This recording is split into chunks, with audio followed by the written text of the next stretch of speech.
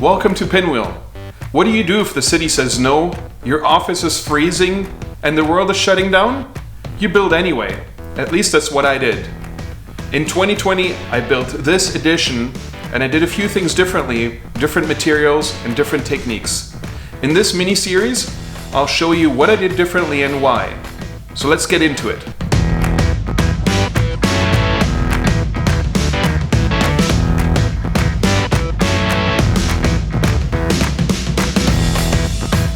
For years, I'd been working out of a makeshift office in the basement. It was cold, it was dirty, it was loud when the kids were walking upstairs on the ceiling that appeared to be right above my head. But hey, it was a space that served me very well. I even created the Passive House Explained video down there.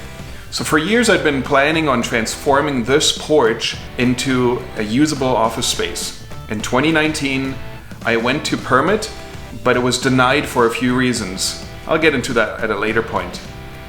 Then in 2020, when the first lockdown hit, I decided, what the heck, I may as well just build this. The world's going under anyways. As a matter of fact, when I picked up the concrete for the footings of this addition, it was just hours away from the first full lockdown. We'd heard that it may be happening, and so I just called around trying to get the concrete right before the first lockdown. I had already prepared all the other things and I knew I had the materials to continue thereafter. I just needed the concrete. The old porch was rotting and unused, and I needed a workspace. So I started rebuilding this porch, keeping the roof line. But that's about everything I kept.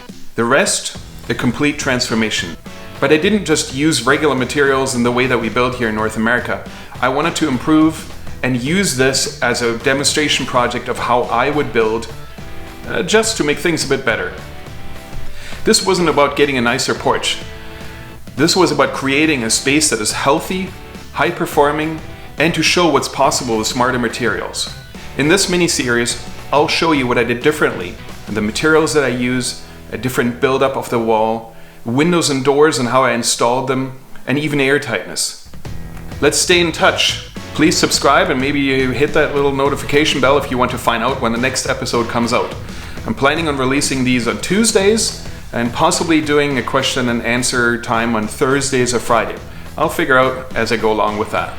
The next episode is going to be on the plans and some of the key differences that I made here. So let's see you then.